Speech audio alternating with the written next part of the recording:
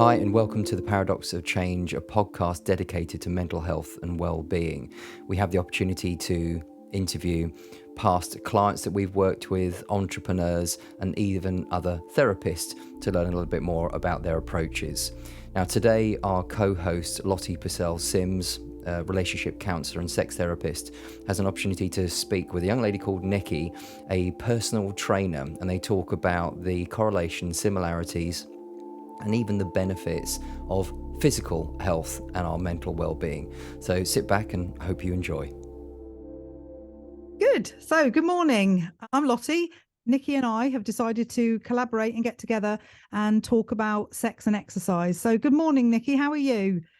Hello. Other than a little bit congested and feeling like I can hear myself. All good, all good. Fantastic. So we've been talking about this for such a long time, haven't we? About getting together and talking about how exercise can really help our sexual way of being able to have more breath work, more circulation, and also sort of other stuff as well. And we were going to sort of talk about all of it really, and the way that actually being able to have movement outside of the bedroom and inside the bedroom is really, really important. So I wonder where we should start. What do you think? Yeah, well, I remember when we had our initial chat about it all, it was just like a match made in heaven. I was like, oh my goodness, we need to talk about this some more. So I think that, from my point of view, I think that strength training, movement, anything in general, from my experience of working with people, their confidence rises so much. And I think even if their original goal is to maybe change something about their appearance, a lot of the time that is why people start, exercising and things. But I do say to them, like, look, it's not the only thing that you've got going for you is what you see in the mirror. Like, there's so many things performance wise that you can work towards. And I think sometimes when they switch that, that goal over to that for a while, still knowing that the kind of the aesthetic one of what they see in the mirror is in the background, I think that it changes their perception on like what they can do and just how powerful they are. And I think it's a really empowering thing for them to do, which has a huge knock-on effect with like their performance in the bedroom, how they turn up. And like you said to me, I suppose as well, like when it comes to like solo pleasure and everything, I think that, if you're not necessarily fancying a bit of yourself, then like, it's going to be more difficult to show up for your partner and yourself, isn't it? And so, definitely the confidence part for me, I think is the biggest correlation that I think will be good for anybody. Yeah, and I agree with that. I think the confidence that comes from being able to start off with the physical first. Because sometimes we would start to think, right, I'm going to eat better, I'm going to drink more water. But I think if we start that movement and we become more confident, I do believe that actually confidence can be actually correlated to being sexy. We can start feeling actually more agile, more confident about how we're looking, how we're feeling. And the goal isn't to actually lose weight or become muscly for a holiday. It's a lifestyle. Yeah, totally. What I want my clients to do is actually exercise, but also make sex a lifestyle. Because what we're happening with clients at the moment is there's no sex going on at all. For different reasons, not just about exercise or movement, but there's lots of reasons. And what I want to do is actually make exercise something that actually just automatically happens. It's something you put in your repertoire, but also actually the bedroom as well. So the confidence bit, I think, is key here. Yeah, no, for sure. I think that the more like with anything, the consistency is the key to being good at anything, isn't it? So when people come to me and they're worried that their first or second time they've done one of my classes, for example, and they say, oh, I was a little bit like slow, I felt like I didn't keep up with you or whatever, and I'm like, good, you're not meant to. Like, you're meant to be a bit behind because you're learning. If you were absolutely perfection from the very beginning, I'd be like, well, maybe you need to look into doing something else, because that it should be going on to that next step. But I think that it's the same in the bedroom. Like, I think you would agree, the more you like, the first time you do it with somebody, it's going to be probably like either a little bit like ooh, or a little bit like maybe it could be really lustful and fiery and everything. But I think that like you do settle in with each other. And I think that, I suppose this is definitely like more your topic. I think sometimes you keep progressing in your sexual journey or whatever, don't you? And with exercise, progression is the key to getting stronger and getting better. But I think that like in the bedroom, I don't know from your experience, does it tend to, how do I put it, like, I suppose some people just plod along doing the same thing and getting a bit bored because they're not making that like progression that we crave. Just like in exercise, it's like you exercise, you hit something new, you know, you hit a new PB or whatever, and you feel that kind of like elation that you did that, and it's really empowering. But I don't know, in the bedroom, would it be? Well, we're talking about progression in both settings, and that, but also we're looking really at the opportunity for repetition. So when you think about the gym, the repetition of something, and you start seeing the definitions, and it's the same as in the bedroom. If we have sex on a regular basis, and you need to negotiate that with your partner or yourself, how many times that will be. If it's good sex and it's the sex that you want, you will then want to replicate it like you do at the gym. So what we're looking at is being able to get people to have something that's on a regular basis, because the endorphins, the vasopressin, the oxytocin, all of that lasts up to 14 days after sex, which makes you more appreciative of your partner, makes you more loving of your partner, makes you want to do more with your partner, which has got to be a positive thing. That's crazy. I didn't know it was 14 days. I remember when you said, when I met you the first time, and you had your lovely, what's your vagina called that you go around with, your silicone vagina? Oh, Sophia and Colin. Sophia and Colin, glorious Sophia and Colin. They were so nice. I think we had a selfie, didn't we, with Sophia? I had a selfie absolutely. Yeah. But you told me how long like the effects of an orgasm lasts, and how much that affects like a woman's mental health and well-being. I was gobsmacked. I couldn't believe it, because I'm obviously somebody that massively says, you know, movement, it's not the be all and end all for your mental health, but I think there's a huge correlation between how much we move and how good our mental health is. But then you saying that, I was like, yeah, but I guess at the end of the day, humans are on this planet to have sex, eat, go out exercising in order to eat, repeat, sleep, repeat. Isn't absolutely it? Absolutely, yeah. And let's sort of talk about the sort of internal part of it. When we're talking about the, you know, the pelvic floors, we're talking about digestion, we're talking about bowel movement, actually activates all of that process. And being able to do the pelvic floor for a better sexual experience, also for older women, being able to not pee yourself, being able to hold on to that process. So for me, there's a lot of stuff about exercise, keeping yourself as trim as you possibly can. And I'm not talking about thin, I'm just talking about being able to be healthy, a healthier way of being.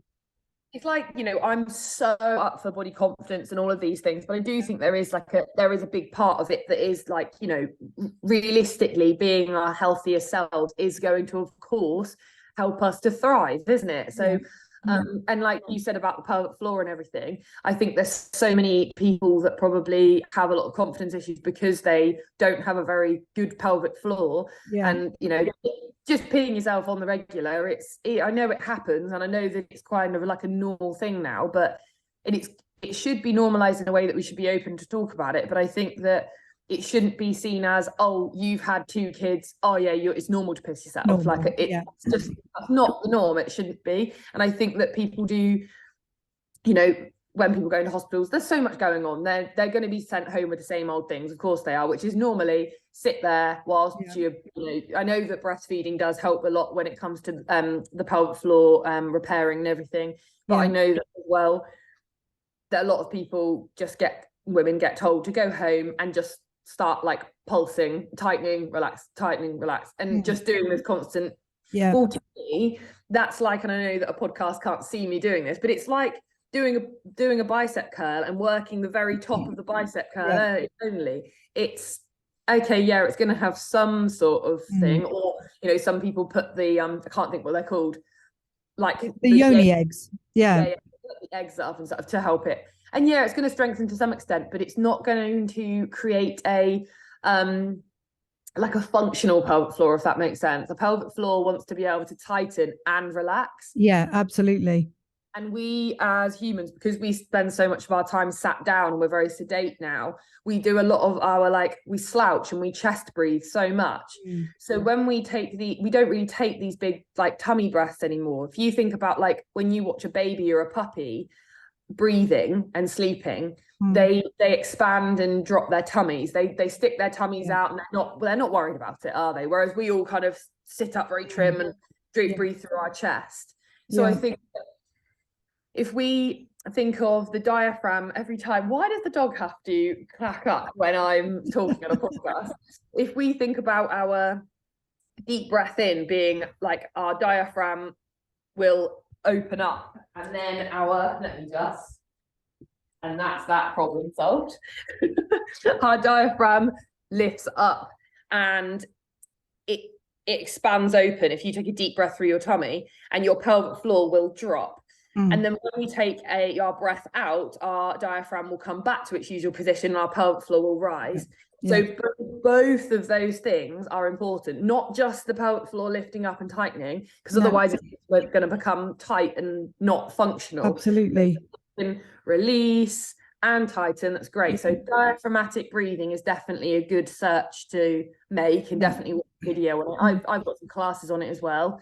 But also, I think it's about control, isn't it? Being able to control the in-breath and the out-breath. It's all about our proprioception. So the proprioception is basically to be able to completely control and use our body in an open space, if that makes sense. So but we talk about breathing from here and our stomach, but we don't do Kundalini breathing, which is genital breathing. So being able to take in a breath and then actually go and actually revert it all down to your genitals.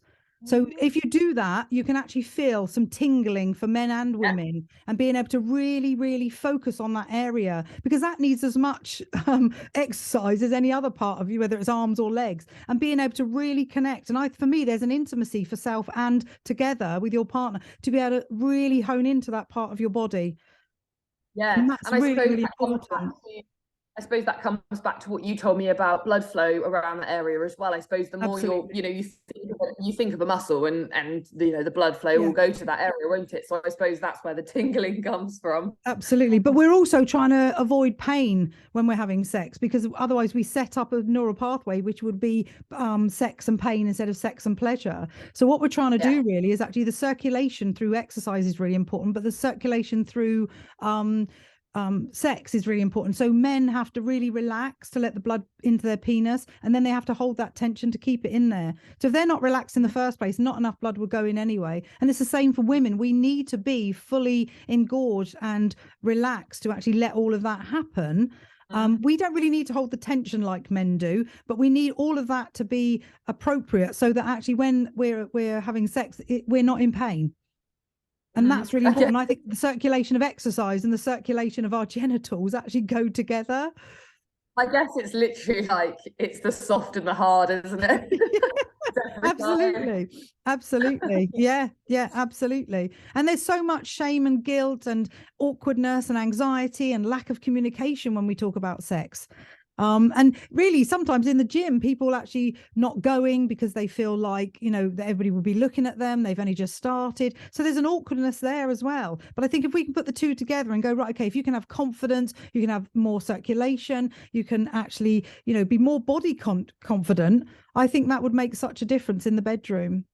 Oh, totally. And I think when it does come to like starting out, and whether if you're not very into yourself right now and you feel really conscious about going to the gym or whatever, like work out from home. There's so many things you can do. I run a class subscription service. That means that people can work out from the comfort of their own homes and build strength. So I like giving people these options, because there's not a one size fits all approach for anybody at all, just like in sex, I suppose.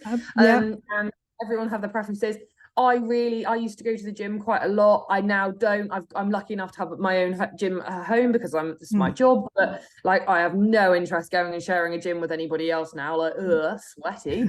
But some people love the gym environment. So it's just finding what you love most and finding a space that you can grow your confidence in. And I think going and doing the same things again and again, as much as it's nice to have that kind of consistency, which is going back and doing the same thing and seeing if you've got better at it, I think there is like a fine line between not just going to doing the same same old cardio and HIIT workout that you have always done before, Yeah. trying to burn all the fat, trying to sweat as much as you can, all the rest of it. No, I think it plays a place in our life for sure. And I do those types of workouts as well. But I do think that the strength training is so beneficial. Like you will never ever feel the empowerment like you will through the strength training, or it's just, there's something about it. I think that maybe it's something to do with the fact that women have had a long time where they've not been able to be, you know, the strong ones and whatever. And I've got a family of, you know, there's a lot of women in my family that are very strong women. We are from like a farming background. The men don't doubt our abilities to lift something heavy or whatever. And I've always been very kind of like, well, I could lift that. I don't go, oh, can I have a man please to help me out? And there's something about that for me just feels epic, feels really empowering. And I think that actually I think there's some blokes out there which might be a bit intimidated by that. And then there's some blokes that go, well, that's quite fit.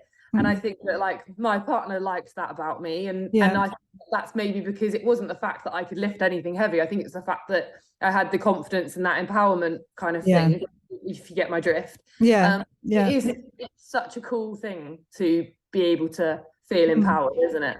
And I think when we talk about the gym and we do the normal, you know, the cardio and all that sort of stuff, and you're implementing the strength training, I'm going to call that novelty. So it's something new being implemented. That's the same as in the bedroom. I say to my clients, I want you every 3 months to 6 months to add something new to the bedroom. So we can do roll on, roll off sex, as I call it. But actually, after a while, your body and your arousal circuits just deplete completely. And what we're doing is we're upping them again. So it might be a blindfold, it might be feathers, it might be strawberries, it might be chocolate, it might be a new position. And what we're doing is making sure that actually we add something, which is what you're doing at the gym. Let's add this, because what our arousal circuits in gym or bedroom will actually go is, I want to learn, I want to do something different, I want to feel alive, and give me the opportunity to actually improve what I'm doing and how I'm doing it with you or to you.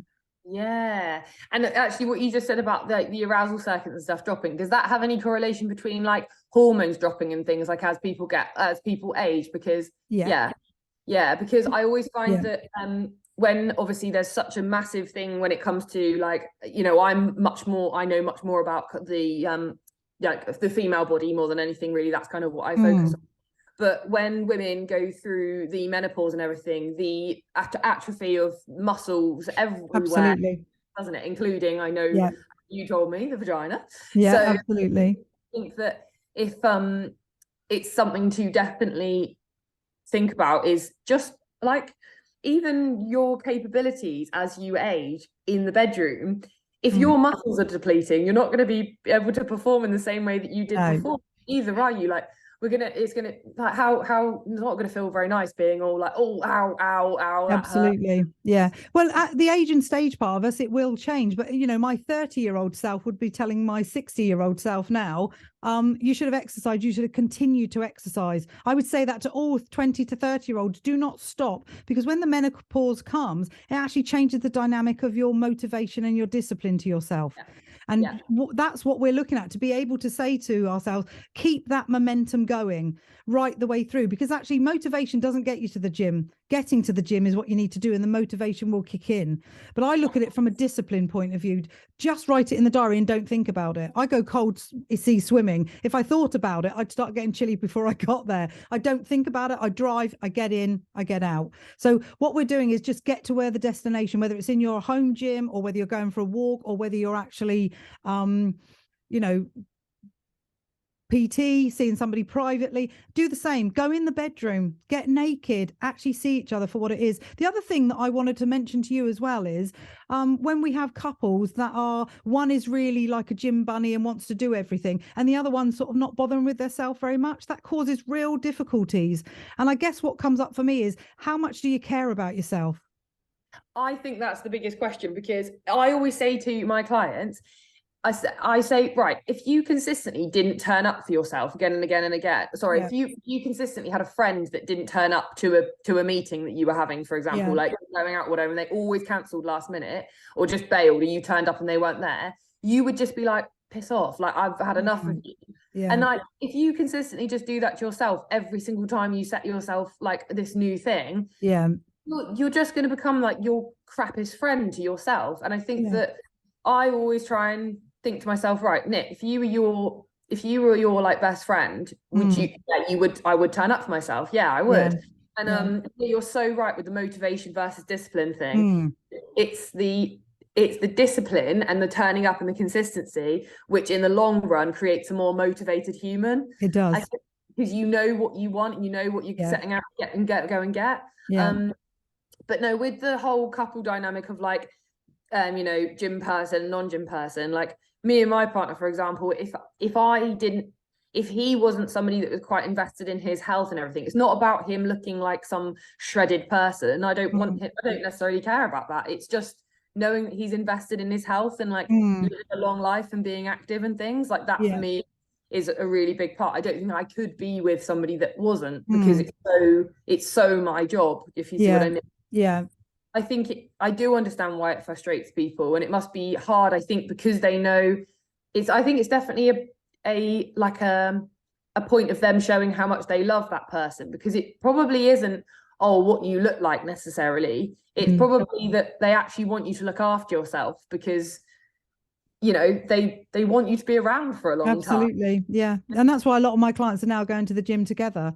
I've said to them, go together, motivate each other, start to really care about what you look like, what you feel like, you know, how that impacts on your endorphins when you go to the gym, and also in the bedroom. You know? And I think sometimes like going and doing like a bit of a gym thing together, it can be quite flirty as well. It's quite funny sometimes. So absolutely. Like, even if you're like giggling because you're doing it wrong, like it is quite funny sometimes. Absolutely. No, I think that's a really good idea. We've got to close, if that's okay, Nicky. This has been really lovely to speak to you. No, that's absolutely great. Like, I think we covered lots, and I would definitely love to come and talk more about things. I can go away, learn some more, and come back again. Let's do this again sometime. We'll do session 2 very soon. Definitely. Thank you so much. Can I just mention my little Instagram? It's NickyT_fitness. If anybody wants any help with any of those types of things that we've talked about, like, I'd love to help. If our podcast has brought you value, then please like and subscribe. And please remember to press the notification bell for more updates.